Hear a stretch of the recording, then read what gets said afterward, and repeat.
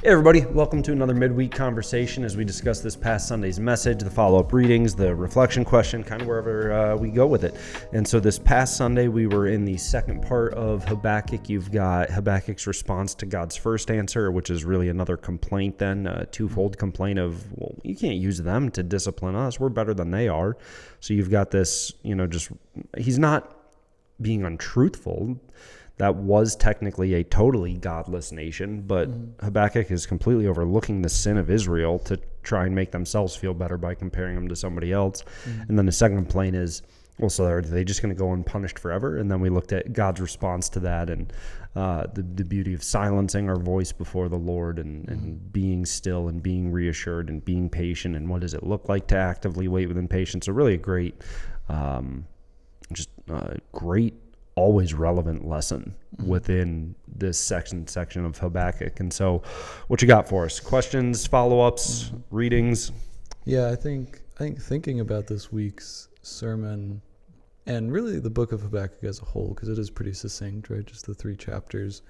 I think probably one of the hardest parts of it that we in the church still face today is the reality that God uses all things, including things that we identify as evil and shouldn't be happening. And, that's really the root of Habakkuk's complaint, right? It's like the Babylonians, you can't use the Babylonians. And so what would you say to people who maybe in a Habakkuk-esque situation are struggling with that specific reality, right? Of how do I look at the evil of the world and say, you can never turn to God is using that, God could be using that for his glory, like Habakkuk, looking at these godless nations and trusting the sovereignty. It's not super eloquent or verbose, but so how could God do this? Yeah. Why can't he? Yeah. I'm not trying to be funny. Like that's the extent of my answer to someone, and I say that because that's been the extent of my answer to people at different times when I've had this conversation. Well, how could God do this? Why would, and I'm like, why can't he? Yeah. I mean, he's God. Yeah. Like he gets to pick. He gets to choose. He's omniscient. He's omnipotent.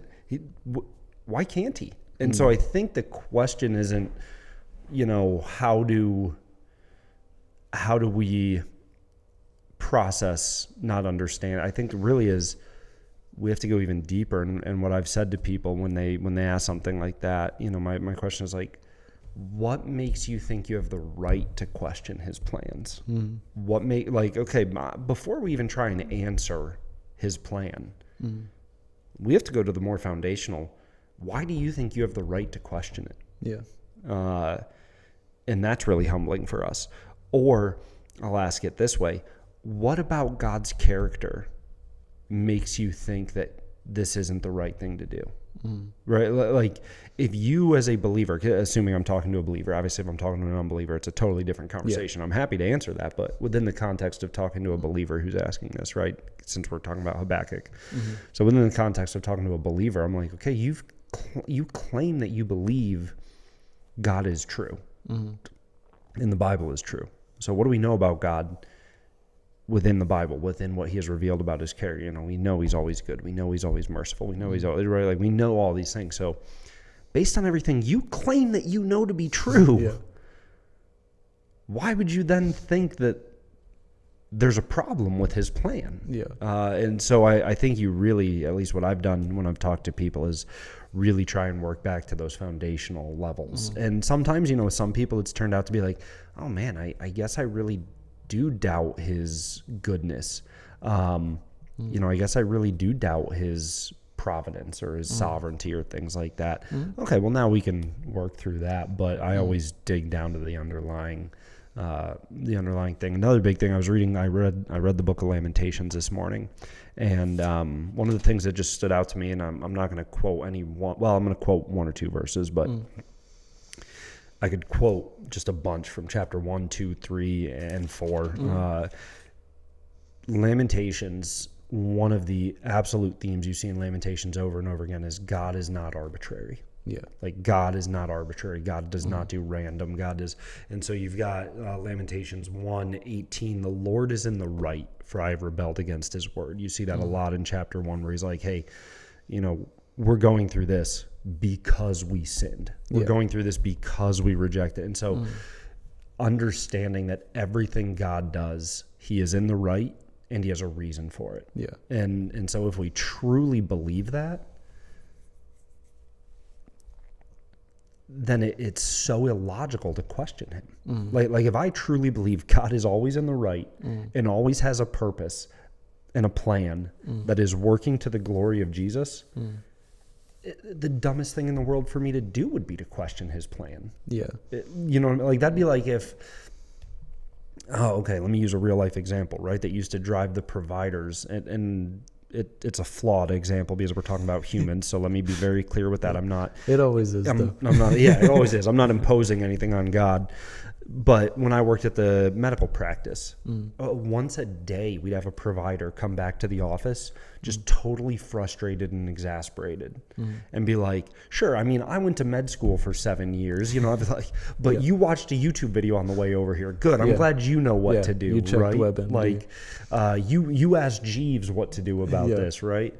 And if I truly believe the Lord is in the right, and the Lord is always good, and the Lord is always working for the glory of Jesus, that's like me sitting down with a doctor and being like, okay, I know you went to med school and your whole life has been devoted to this, but I real quick read a blog post in the parking lot. I'm pretty sure I know better. Like it's so illogical. It makes no sense. And so I think believers need to have that mindset of, it makes no sense to doubt God or question his plan. Yeah, it's kind of like looking at the very bottom corner of the Mona Lisa and being like, well, this is clearly a mountainscape. Yeah. When your friend behind you can see the entirety of the Mona Lisa and can tell you exactly what it is a painting of. And I feel like it's very revealing to kind of ask yourself those questions and process through those questions. One question that I find very revealing too is, I mean, what's the counter to that? What's the opposite of that? If I'm saying, well, God is not sovereign over this, then that means that this one area of the world, whatever it may be, has somehow slipped outside of his control. And now you've got issues with his power. Now you've got issues with his goodness. He has promises he can no longer keep to certain areas of the world because it's slipped out of his control. Like, it all falls apart. You know what I mean? Completely unravels. Completely. It's you pull out the Jenga piece and the whole tower shifts, right? It's like, and I've said this in a sermon, in multiple sermons. I've said this in Bible studies. I've said this numerous times in numerous places. If there is even one tiny thing that's untrue about God anywhere, then it's all untrue. Yeah. Like, so if I can point to just one tiny speck and say, okay, well, in that one situation, he's not omnipotent. In that one situation, he's not omniscient. In that one situation, he's not working for the glory of, like, if I can point to one problem in one area, the entire thing collapses. And so as a Christian, I have to ask myself, what do I actually believe to be true? And if I believe this to be true, it's how I concluded the last sermon. It's actually how I concluded the last two sermons with the same idea, right? All right, here's what I don't know, but here's what I do know. Yeah.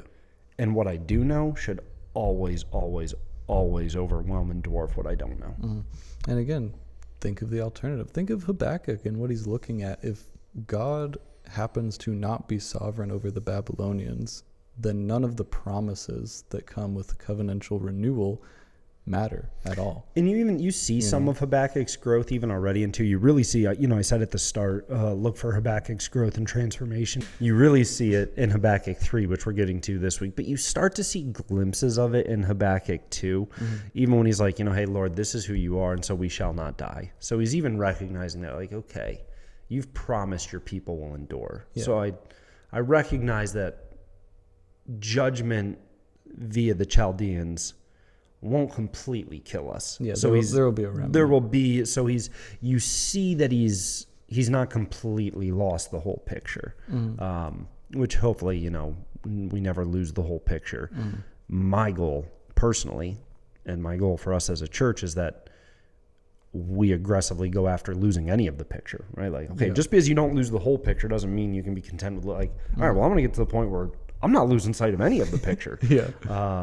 Yeah, that does make me think of something that Habakkuk struggles with in chapter 1 as well, that, again, I would say we really still struggle with today, which is the visible church versus the invisible church. Because Habakkuk's first complaint is the injustice among God's people. And then in his second response, he realizes that judgment is coming, but God's people will be preserved. And so we have that tension, right, of God's people will be judged, but God's people will be preserved. And you have the visible versus the invisible.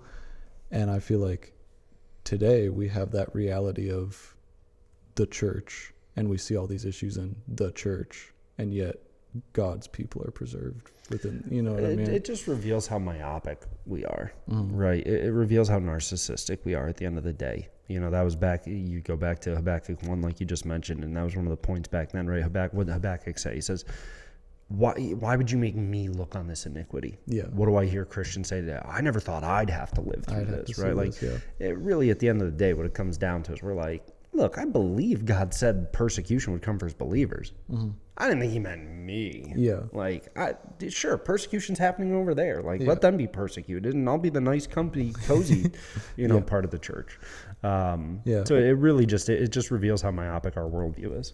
Or we say things like, well, I know that God said in the last days people would seek out teachers to scratch their itching ears, but I didn't think that would mean that so many people would flock to these teachers, or so many. And I think we fall into a Habakkuk-esque situation where we look out and we say, well, God, why is all this injustice happening? And then we see God dealing with injustice, and we go, well, why has it got to be like that?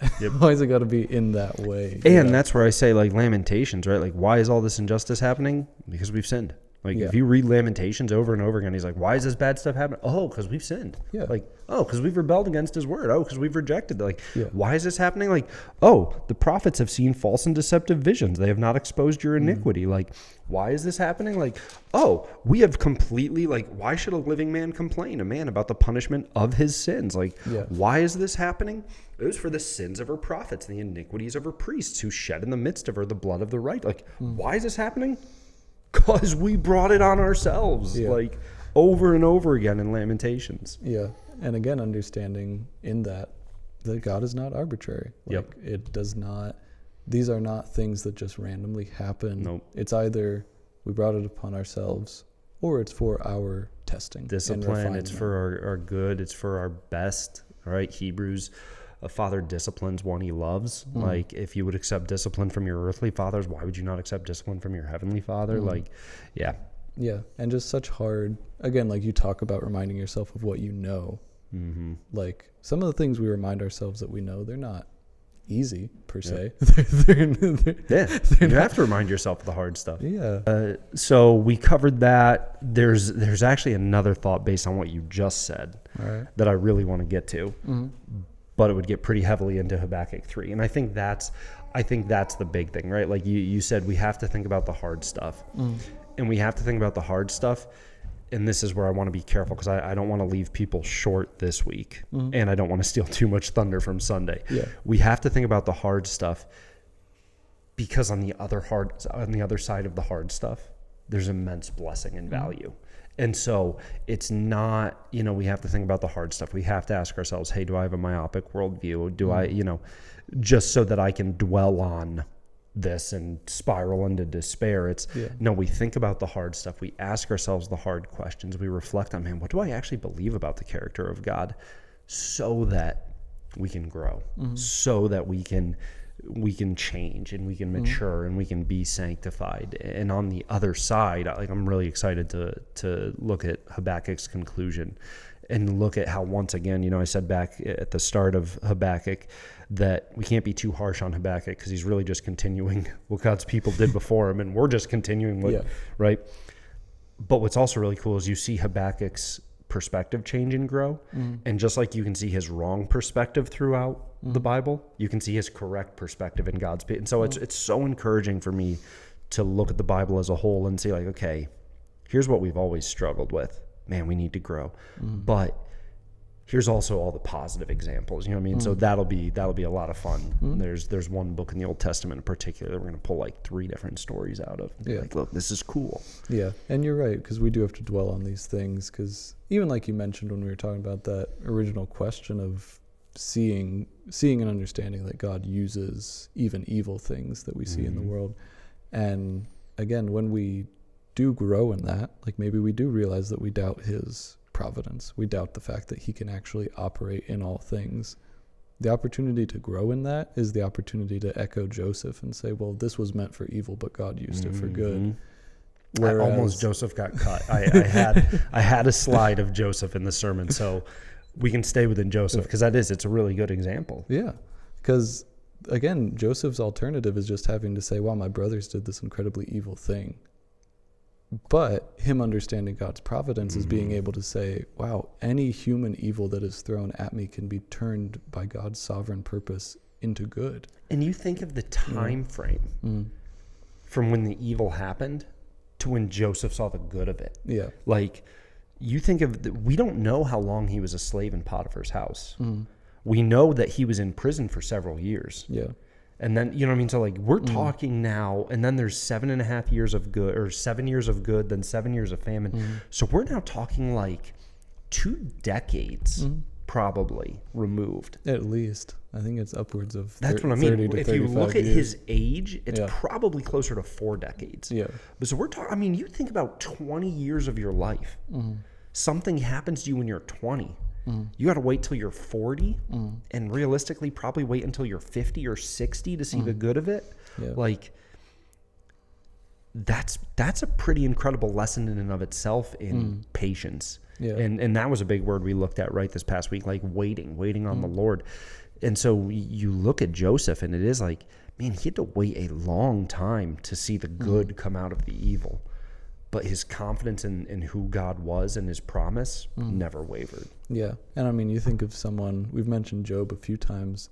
Job, probably the most fascinating part of Job's story is that he never actually sees what it was all for. Nope. Like he doesn't. Obviously, in glory, he'd be able to then look back and see. But we get the account of God's conversation with Satan. Job doesn't get that account. No context. And so there's the reality that it may be 10 years till you see it. It may be 20 years till you see it. You may never see it. But Romans 8:28 still stands, right? God is working all things for good for those whom he has chosen. Like Jeremiah that doesn't 29:11, get voided, like, you know? Plans for a future. Like, that's not to be tossed aside. Yeah. Or like it says in Hebrews 11, where they awaited a city made by God's hands, not by human hands. And so, oh no, wait, that's a verse I'm going to use. So but these are promises that can't be voided, no matter our experience. You know, even if it takes our entire lifetime before we see what that one evil thing was for, that doesn't void God's character. That doesn't void God's promise. You know? And so it has to come back to, what do I know? What do I truly know? And even with the reflection question, right? Like, what do you find hardest about waiting? What do you find hardest about being patient? You know, give it to God. Give it to God in that kind of language and context, right? Lord, here's what's hard for me about waiting. But I know that you are working in the waiting, right? Here's what I find difficult about being patient. But I know that you are doing something in me. Yeah. I know you are faithful to complete the work you began. Yeah. Like, bring it back to, here's what I know to be true. Yeah. Bring that contrast in. You know? Yeah. Cool. All right. Well, hey, if you have any thoughts, questions, comments, we'd love to hear from you. Otherwise, we'll see you next time. See you. Hey everyone, Pastor Sam. Thanks so much for joining us on a midweek conversation. We hope it challenged you, encouraged you, kept this past Sunday's message at the front of our hearts and minds throughout the week. As always, if you have questions or comments you'd like us to discuss, please let us know. Otherwise, you can find more content like this here on our channel. Make sure you subscribe to stay up to date, and we'll see you next time.